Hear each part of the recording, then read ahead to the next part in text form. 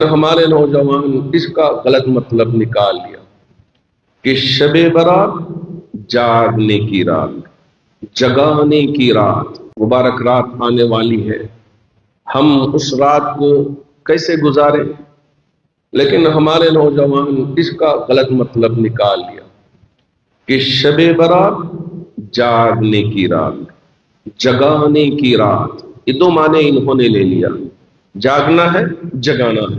تو اس وجہ سے اب جاگنا ہو تو کیا کرنا ہے؟ یہ عبادت میں نہیں ہوٹلوں میں کھڑے ہو کے گپ شپ کرتے رہے، اور بہت سارے ہمارے نوجوان ویلنگ کرتے ہیں اس لیے کہ روڈ خالی رہتے ہیں اور رات کی تنہائی اب گڑبڑ کریں، آوازیں کریں، جگائیں، تو اس وجہ سے اور ماشاءاللہ ایک ایک گاڑی پہ چار چار پانچ پانچ نوجوان شیواجی نگر سے سٹی مارکیٹ سے گردہلی سے فلاں علاقہ، اب یہاں سے وہاں، وہاں سے یہاں پھرتے رہے، گھومتے رہے اور سمجھ رہے ہیں کہ آج شب برات ہے، جاگنے کی رات ہے، ہم جاگ رہے ہیں۔ ماشاءاللہ، کاش کہ آپ مطلب سمجھ جائیں۔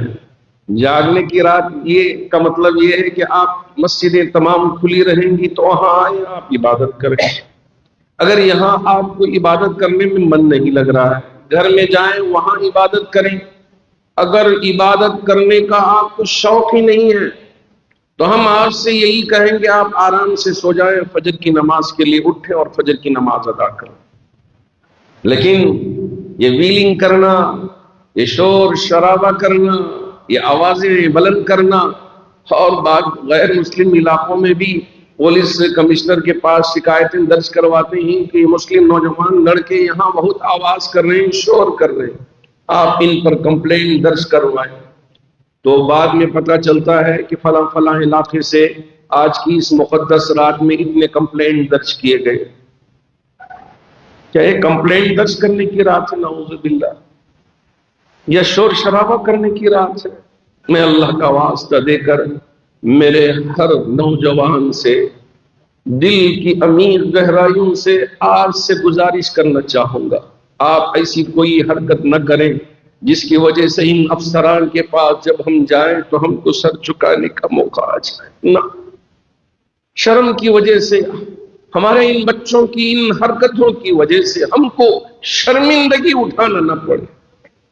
اس وجہ سے میں بڑے درد کے ساتھ میری اس اپیل کو اس ہر نوجوان تک پہنچانا چاہوں گا جو بھی اس طرح کی حرکت کرنے کا ارادہ کیے ہوئے ہیں، وہ اس سے باز آ جائیں۔ والدین گھر میں بٹھائیں، اپنی اولاد کو سمجھائیں، بیٹا کوئی ایسی حرکت نہ کرے، جائیں عبادت کریں اپنے دوستوں کے ساتھ۔ اگر کسی بھی طرح کی حرکت کرو گے تو ہم سے برا کوئی نہیں ہوگا، آپ کو کہنے کا اختیار، تربیت دینے کے لیے اور بچوں کی صحیح رہنمائی کرنے کے لیے اس طرح کے الفاظ آپ استعمال کریں۔ ماں باپ اپنے بچوں کو گھر میں بٹھا کے نصیحت کریں کہ دوستوں کے ساتھ مل کر کوئی ایسی آوارہ گردی نہ کریں جس کی وجہ سے ہم شرمسار